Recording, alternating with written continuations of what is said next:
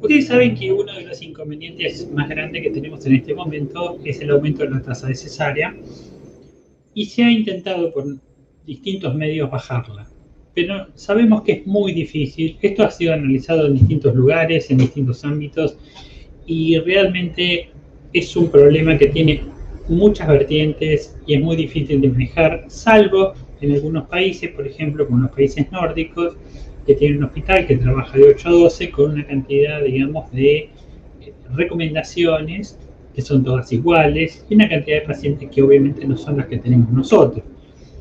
Les paso un caso para que uno vea hasta dónde va el problema. Miren, este es el caso de una segunda cesárea, que la paciente tiene una toniuterina, no saben por qué está toniuterina, iban a hacer la histerectomía y bueno, se hizo la disección de la vejiga y fíjense en lo que se encuentra detrás. Acá abajo vemos el cuello en el fondo y está totalmente destruido y uno dice, ¿por qué está este útero roto o destruido?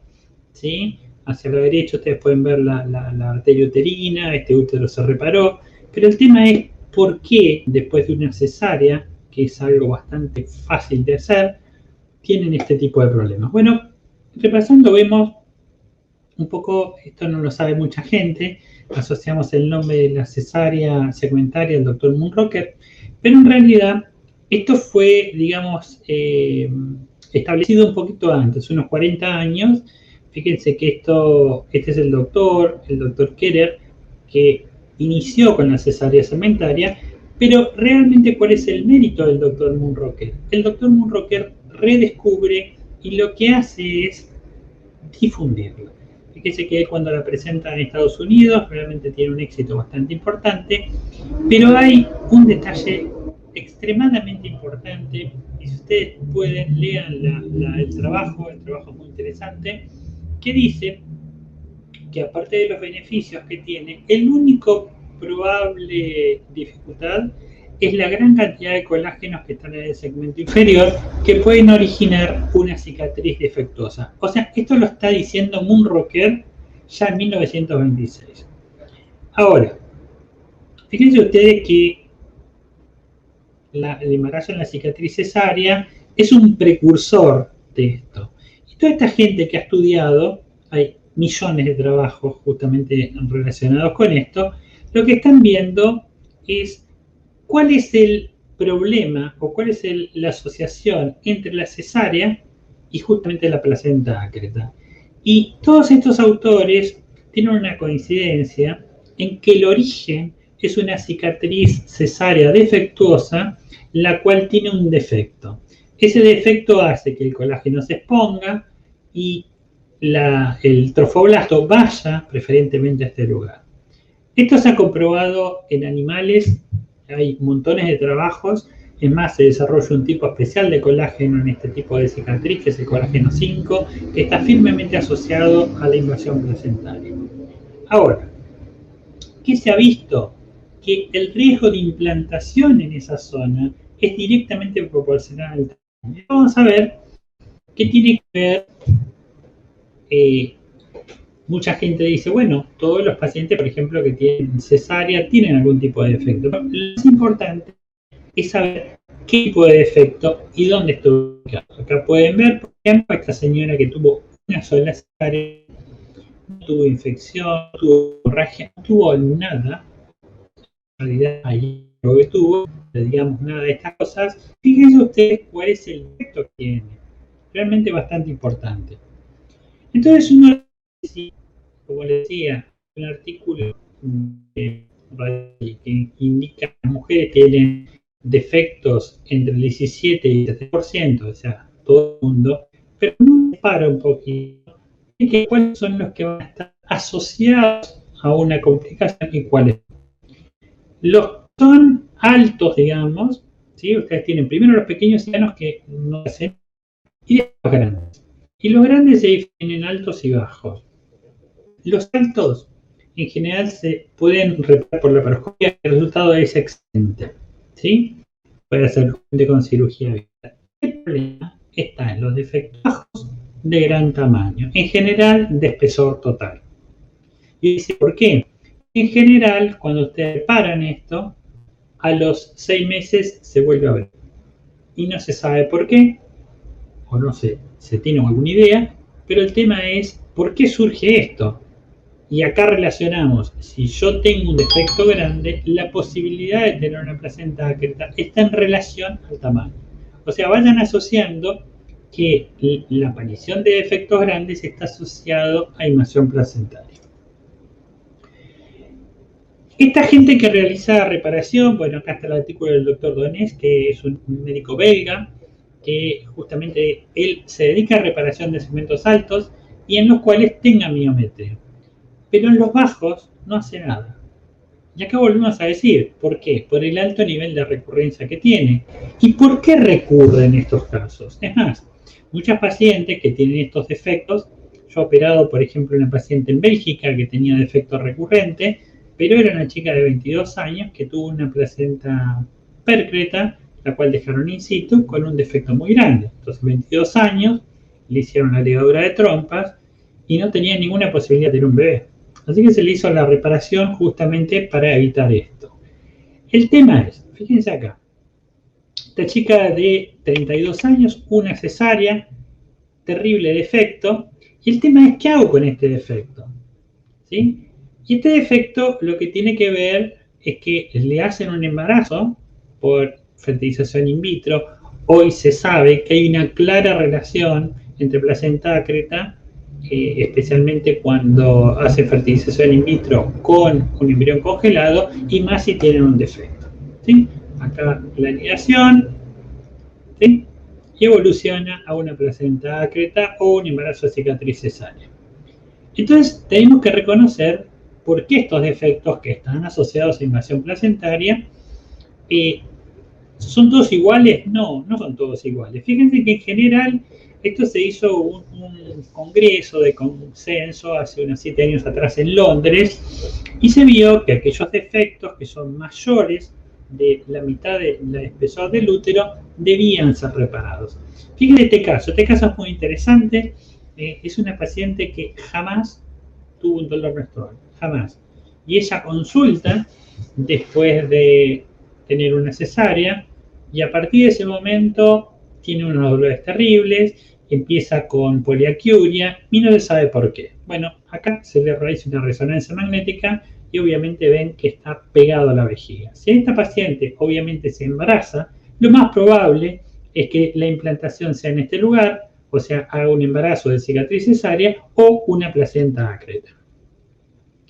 Dentro de lo que produce externamente la aparición de estos defectos, está lo más común, el spotting. O sea, que pacientes que tienen spotting, después, por ejemplo, de una cesárea, uno debe sospechar que tiene un defecto. ¿Qué es lo que pasa en este defecto? Se acumula sangre, esa sangre a veces permanece, se degrada la hemoglobina, se transforma en hierro, y ese hierro inhibe, digamos, los espermatozoides, o sea, los mata. Por eso esas pacientes a veces consultan y por eso se empezó a estudiar este tipo de defectos. ¿Qué es lo que se hace en muchos casos? Una técnica que se llama shaving, que alivia este sector lateral. Obviamente lo que mejora en esos casos es que no se acumule sangre, pero el problema es que dejan una zona muy fina y proclive a que la placenta se implante en ese lugar. Entonces el tema es, ¿qué se hace con esas pacientes? Fíjense que se ha hecho varias cosas, pero el tema es tratar de ver cuál es el problema primario, qué es lo que pasó en ese lugar. En este tipo de pacientes, especialmente las que habían recidivado, se tomó una muestra de los bordes y se mandaron 30 muestras a Estados Unidos para analizar si había factor de crecimiento o no, que es lo principal para que suture. Bueno, absolutamente nada, para que cicatrice. No había ninguno de los casos. Entonces, en este tipo de casos, nosotros estamos haciendo, fíjense acá el defecto total del que habían antes, ¿sí? Se hace la resección, obviamente con un desplazamiento muy grande. ¿Y qué es lo que le falta a este lugar? Irrigación. Y ahora vamos a ver cuál es la prevención que nosotros podemos hacer. Entonces, aparte de la sutura, le faltan factores de crecimiento e irrigación. ¿Cómo vamos a hacer la irrigación? Por un flap muscular. Esto se hace en traumatología muchísimo. ¿Y qué músculo tenemos cerca? El recto anterior del abdomen, que tiene una doble irrigación. desde arriba de la epigástrica, perdón, desde abajo de la epigástrica y de arriba de la mamal interna. Quiere decir que si lo cortan, no pasa absolutamente nada. Fíjense, esta señora, como les decía, esta señora tenía indicada la histerectomía porque no tenía ninguna solución. Acá está el colgajo muscular, ¿sí? Esto es peritoneo que se lleva y se coloca sobre esta zona. Y acá la inyección de plaquetas. Ahora, esto que están viendo a la derecha es cómo se ve ese flap de esa zona que estaba completamente destruida con el orificio en la cesárea subsiguiente, ¿sí?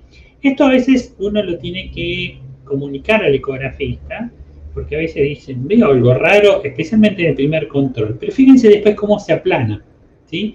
O sea, esto se adhiere y uno lo que hace, la cesárea, 2 centímetros por encima. ¿Qué es lo que hace esa plaqueta?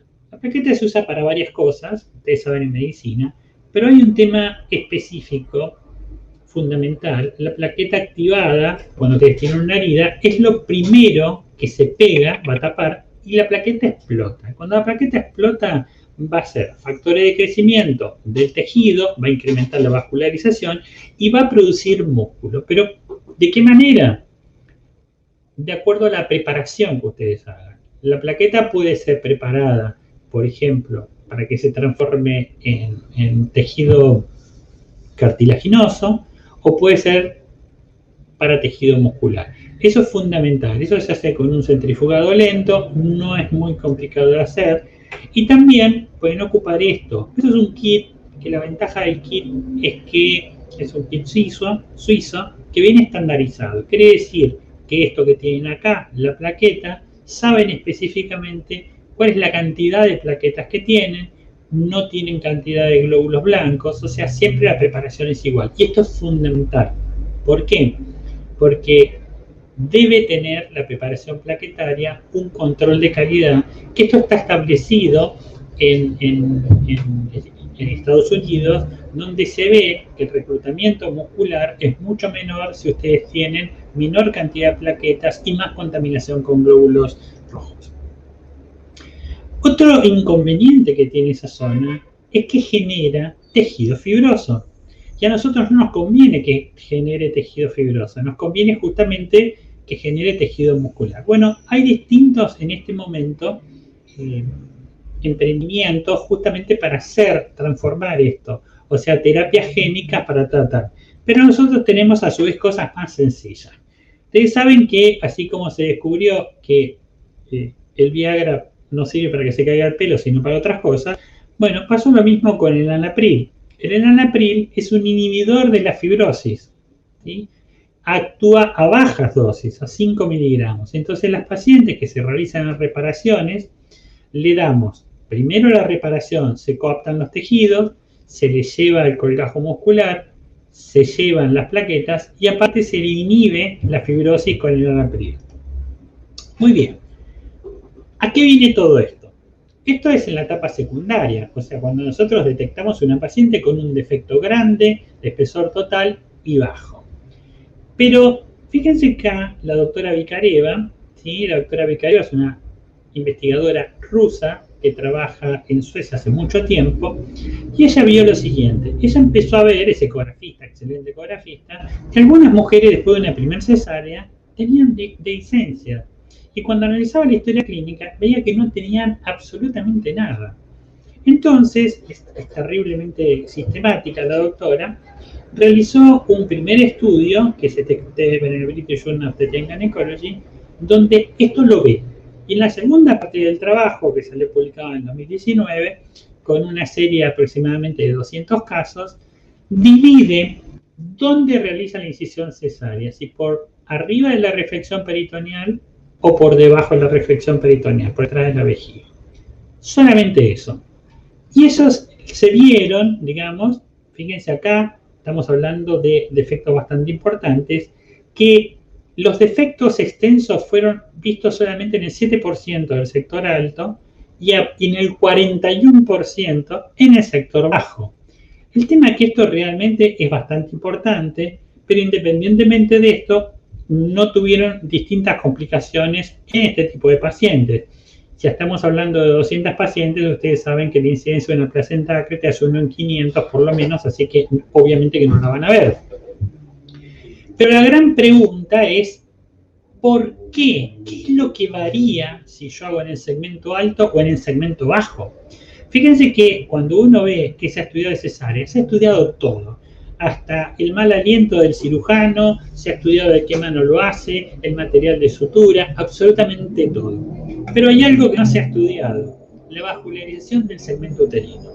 Y acá, son dibujos de un trabajo que se hizo en Estados Unidos, muy importante. Fíjense qué es lo que pasa en el segmento alto y dónde realizamos la cesárea. Este lugar, que es el habitual donde se realiza la cesárea, o sea, inmediatamente por detrás de la vejiga, 1 centímetro por arriba, recibe arterias terminales. Estos son ramas de una arteria que se llama colpa uterina, que está solamente en un 30% anastomosada con la arteria vaginal. Eso hace que cuando ustedes corten, tengan más posibilidad de generar un defecto grande, porque ¿qué es lo que necesita? Sangre o que el tejido esté irrigado para que cicatrice. ¿Qué es lo que pasa en el sector superior? El 100% de las arterias están anastomosadas con ramas de la arteria uterina. Quiere decir que si ustedes cortan 10, el flujo les viene por 40 partes iguales. Miren esto. Fíjense cuál es la diferencia. Prácticamente en este sector está blanco. Hay un tejido elástico en este sector. Y el tejido elástico se nutre más que nada por imbibición, no por un fenómeno vascular, ¿sí? Entonces, una de las cosas que uno tiene que ver es dónde realiza la cesárea. Y en esto fíjense que se establece un nivel donde está el segmento alto, ¿sí? Ahora vamos a dar parámetros bastante específicos, o el segmento intermedio, el segmento bajo. Este segmento, como les decía, por ramas terminales de la arteria colputerina, y este sector con arterias que están anastomosadas con la arteria uterina misma. Uno puede ver exactamente lo mismo acá, ¿sí? Esto no es nuevo. Fíjense en una arteriografía, acá arterias terminales y acá arterias anastomosadas, ¿sí? Entonces, hay muchas preguntas que uno se hace respecto a esto, ¿sí? Si la incidencia de operación de placenta acreta está relacionada con la cantidad de cesáreas. Ustedes saben que, por un lado, sí, pero todos han visto pacientes con placenta acreta después de una primera cesárea. Si la cicatrización es distinta arriba o abajo, si los defectos de cicatriz están presentes en las pacientes, pero implican algo, o si se pueden reparar fácilmente. Y la respuesta a todo esto es no. ¿Sí? Esto ya se ha comprobado. También uno dice, bueno, doctor, usted realiza una incisión alta, ¿sí? ¿Hay algún trabajo que a mí me indique que esa paciente no va a tener más riesgo de ruptura uterina? O si yo voy a tener más dificultad para sacar al bebé, ¿sí? Entonces, la respuesta es sí, existe. Y fíjense que en este momento se está terminando la recopilación de datos de un estudio muy grande, que incluye 20.000 pacientes en China, y hay, a su vez, otro estudio que está haciendo entre dos países, que es Francia y Alemania, con 20.000 pacientes randomizadas para la incisión alta e incisión baja. O sea, ahí está, digamos, el futuro de la cosa. ¿Por qué? Porque si yo realizo una incisión alta, miren dónde está esto, no acá abajo, ¿sí? Yo voy a tener una cantidad mínima de pacientes que hagan dehiscencia. En cambio, si la hago en el lugar típico, voy en contra de lo que es, digamos, la posibilidad de irrigación, ¿sí? Arterias terminales. Ahora, la gran pregunta siempre fue, ¿cómo sé yo dónde termina el segmento uterino? Bueno, si ustedes entran por dentro del útero, la histología es clara. O sea, llega el epitelio, cambia, es clarísima, pero no por fuera. Pero esto se ha hecho hace mucho tiempo atrás. Para saber dónde empieza el segmento uterino, en la práctica clínica, lo que hacen es lo siguiente. En el lugar donde el peritoneo se hace adherente y no se puede despegar hacia el sector cefálico, es el sector superior. Y si uno incide 1,5 centímetros, 2 centímetros, hace este tipo de incisión. ¿Sí? Ahora, ¿qué es lo que vio la doctora Vicareva? La doctora Vicareva, en el primer trabajo, vio algo. Esas pacientes que hacían dehiscencia eran pacientes que habían tenido trabajo de parto prolongado o la cesárea se había hecho, por ejemplo, en la semana 34. Entonces, lo que sucede en esos casos es que yo creo que el segmento está acá y en realidad estoy haciendo una incisión mucho más baja. Tal es así que en el control posterior se vio que muchas de las pacientes tenían la incisión hecha al lado del cuello y una paciente tenía la incisión en vagina. O sea que el médico se confunde. Ahora, este dato es crucial porque le permite a cualquier médico, y digo a cualquier médico, determinar cuál es el sector superior. Y acá yo sé perfectamente que esto no se va a abrir ni va a hacer ninguna dehiscencia. Este me dice, bueno, ¿cuántas pacientes puede ser esto, doctor? Bueno, como le decía, hay una cantidad de pacientes, 2 trabajos importantes, este con 100 casos y este que tienen es un estudio bastante importante. Pero miren esto, esta paciente tiene 10 cesáreas.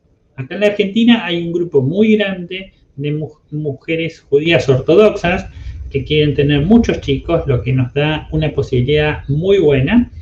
Tal es así que si usted le pregunta qué prefiere, salvar el útero o su vida, le van a decir, no, doctor, el útero. Es terrible, pero nosotros tenemos, fíjense, la incisión alta en esta señora, 10 cesáreas y no tiene absolutamente nada. Tenemos un grupo aproximadamente tampoco muy alto, pero casi 300 pacientes que tienen entre 4 y 13 cesáreas, de las cuales ninguna de esas pacientes ha tenido defectos grandes, placenta ácreta, absolutamente nada. Entonces, obviamente que nosotros necesitamos, así como pasó con la episiotomía, que antes hacía todo el mundo y después de ese trabajo importante ya se sabe que no, esos datos, pero vayan sabiendo que todos los resultados preliminares indican que la diferencia entre hacer la incisión alta y baja es completamente significativa. Y eso está directamente relacionado, el defecto, con la aparición de placenta ácreta. Muchísimas gracias.